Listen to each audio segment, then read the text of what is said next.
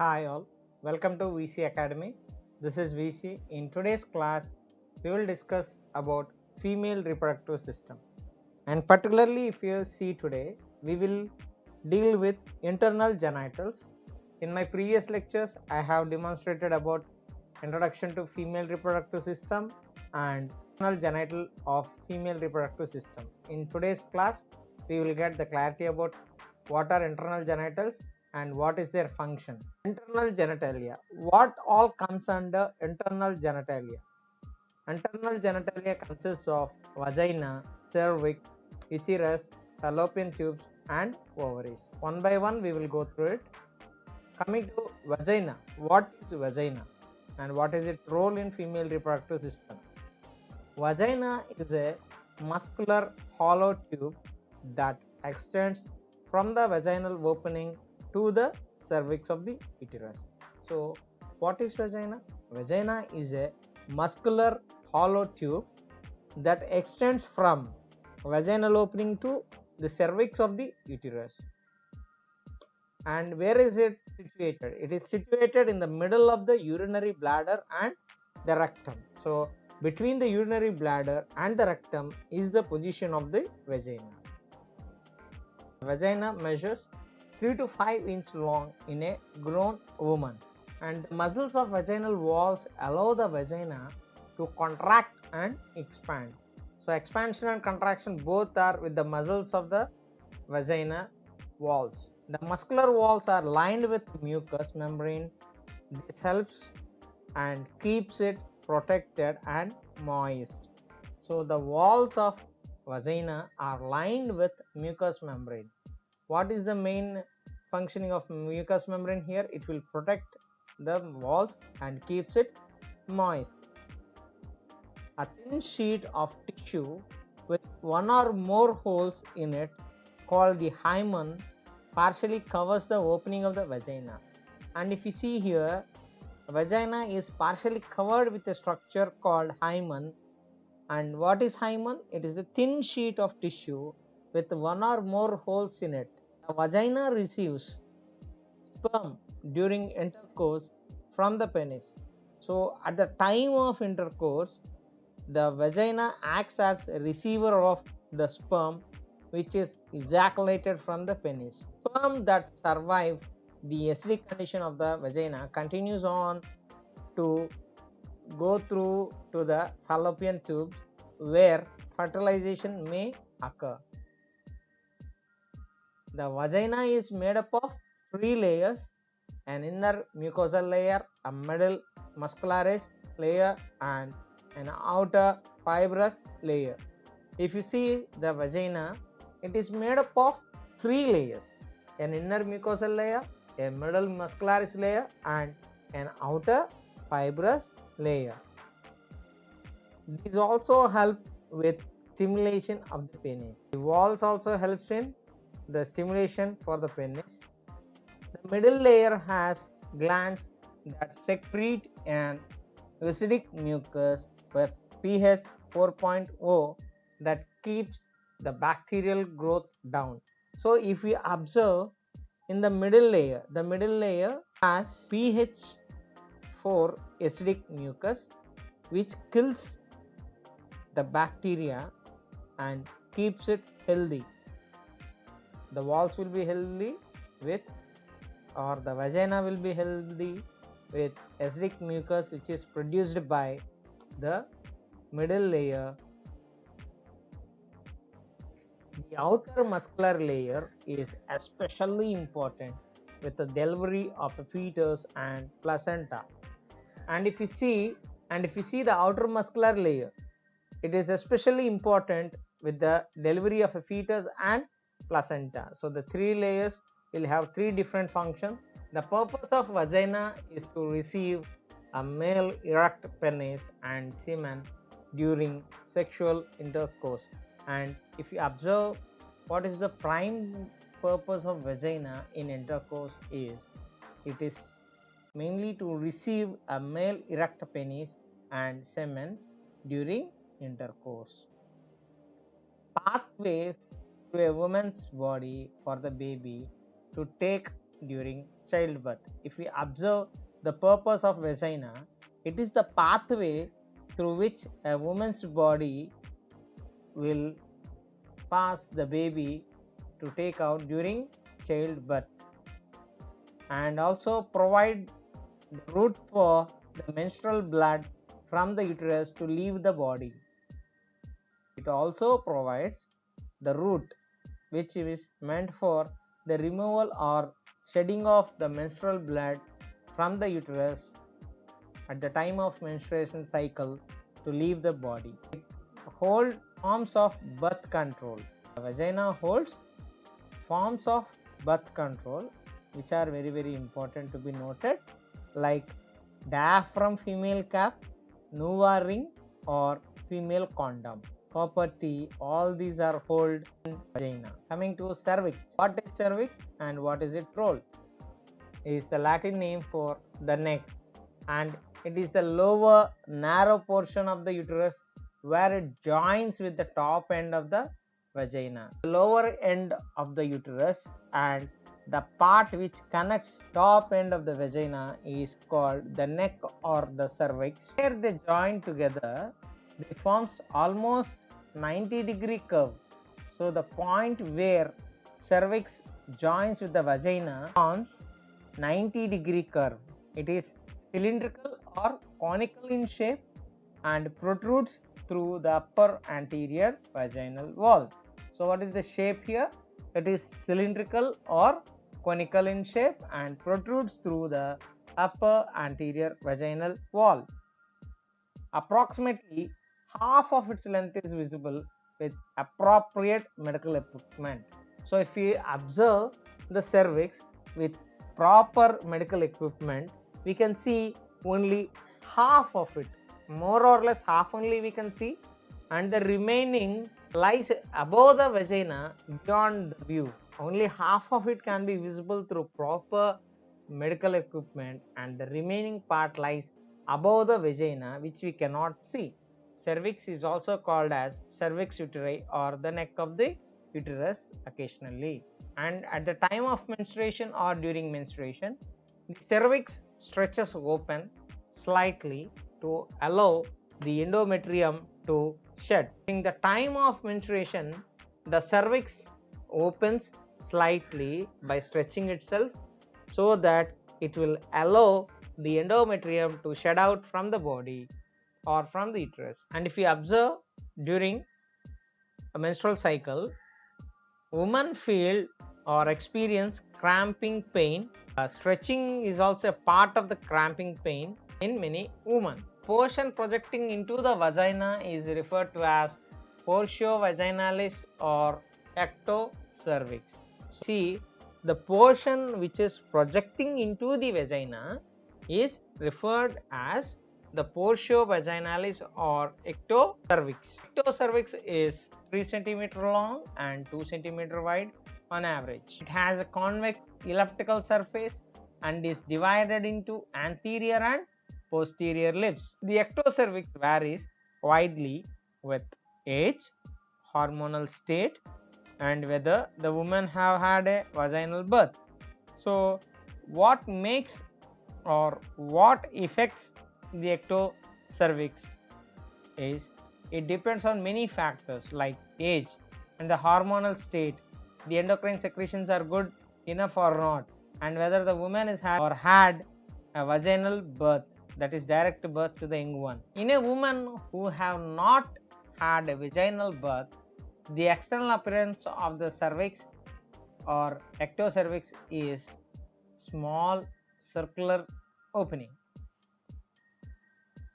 And in the women who have had a vaginal birth, the ectocervix appears bulkier and the external appear wider, more slit-like and gaping. So the baby born out from the vagina, so the ectocervix appear to be bulkier and it becomes more wider and slit-like and has gap. The passageway between the external and uterine cavity is called or referred as the endocervical canal.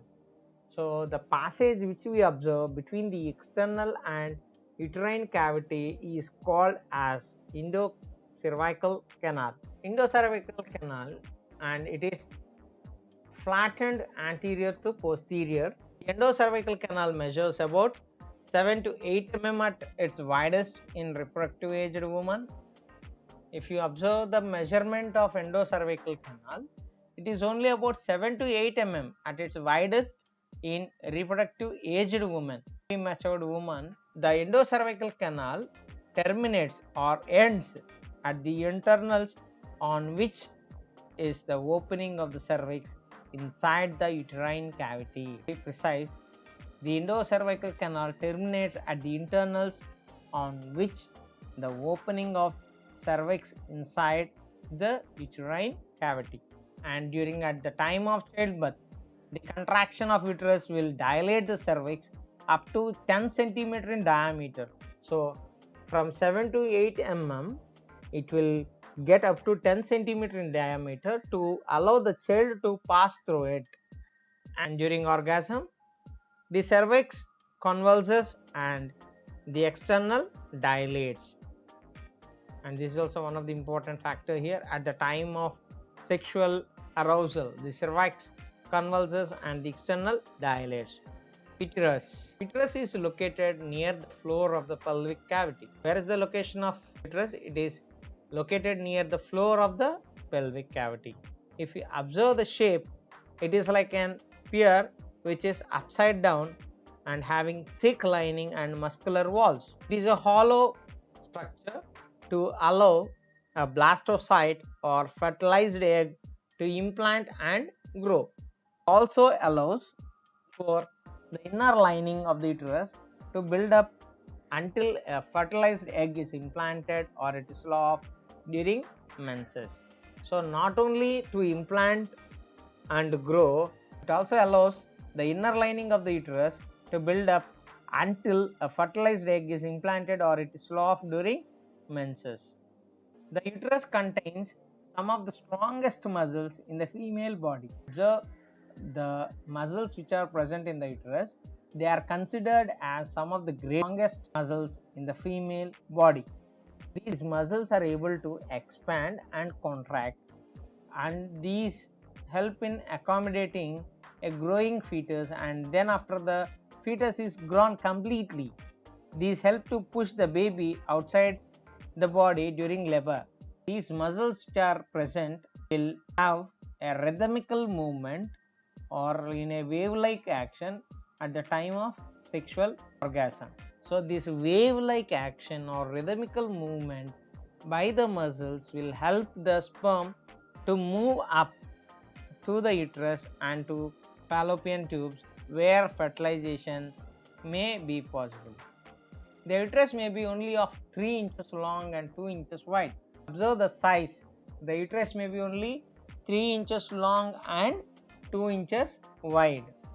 And at the time of pregnancy or during pregnancy, it changes rapidly and dramatically. So we cannot say it very simple or small, but it expands very wide so that the baby can come out.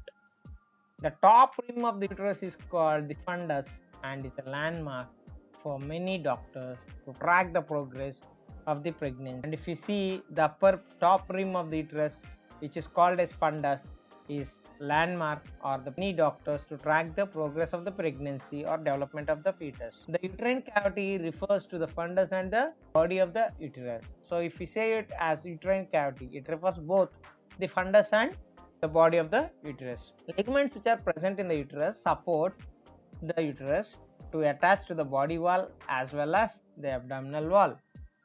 During pregnancy, the ligaments prolapse due to the growing fetus. During pregnancy period, the ligaments will prolapse as the growing uterus happens and its size will increase.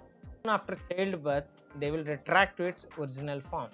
Problems which are listed for the uterus: uterine fibroids, pelvic pain, pelvic relaxation or prolapse, abnormal or heavy menstrual bleeding, uterine cancer. For uterus, doctors perform a surgery called hysterectomy. When a uterus is infected or having some unusual health issue, they will remove the uterus. This process is called hysterectomy, In hysterectomy, they will not only remove the uterus but sometimes happens to remove one or both the ovaries also. Fallopian tubes. What are fallopian tubes and where they are located, we will see. A pair of fallopian tubes are present at the upper corners of the uterus. See carefully, the fallopian tubes are present at the upper corner of the uterus. These are also called as uterine tubes or oviducts. The other name for fallopian tubes is uterine tubes or oviduct. Each fallopian tube attaches to a side of the uterus and connects to an ovary. Both the fallopian tubes attach to a side of the uterus and connects to an ovary. They are positioned. Where they are positioned? They are positioned between the ligaments that support the uterus. So their position is between the ligaments which are supporting the uterus to connect to the body wall and abdominal wall. Observe the size and length. They are only about 4 inches long and wide as a piece of spaghetti, which is an Italian dish which is similar to size of noodle. Within the tube, if you observe the passage, the way is not more wider than a sieving needle.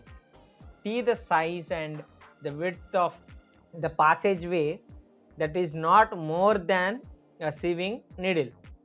If you observe the fallopian tube, at each other end of the fallopian tube there is a fringed area which looks like a funnel called infundibulum, which lies very close to the ovary but it is not attached. The ovaries alternately release an egg. The general phenomena of release of ovum by ovaries alternate. One ovary will release the ovary this month, the next ovary will release the ovum the next month. When an ovary does ovulate or releases an egg, it is swept into the lumen of the fallopian tube by the fimbriae. If you observe the infundibulum, there are fimbriae like structures or small finger like projections which helps in grasping the ovum which is released by ovary. When ovary releases ovum or egg, it is swept into the lumen of the fallopian tube by the fimbriae. Once the egg is stirred into the fallopian tube, the tiny hairs in the tube lining help push it down the narrow passage way towards the uterus. So once the egg is released, the fallopian tube will have tiny hairs. These tiny hairs which are present in the tube will push the egg down to the narrow passage which leads towards the uterus. 4 to 5 days to travel down the length of a fallopian tube for a developing egg cell or oocyte from the ovary. Sperm is ejaculated into the vagina at the time of sexual intercourse and it reaches the fallopian tube, and at this time if oocyte is present in the fallopian tube, fertilization will occur. Once after the fertilization occurs, the zygote or fertilized egg will continue down to the uterus and implant itself in the uterine wall where it will grow and develop. Soon after the development happens, it takes time as 4 to 5 days, but if it happens immediately after fertilization and the egg will reaches down the uterus and implants itself, then there itself we can find that there is health issue and we have to terminate that pregnancy, otherwise the fallopian tube will be damaged. There are conditions which may lead to death also. Ovaries.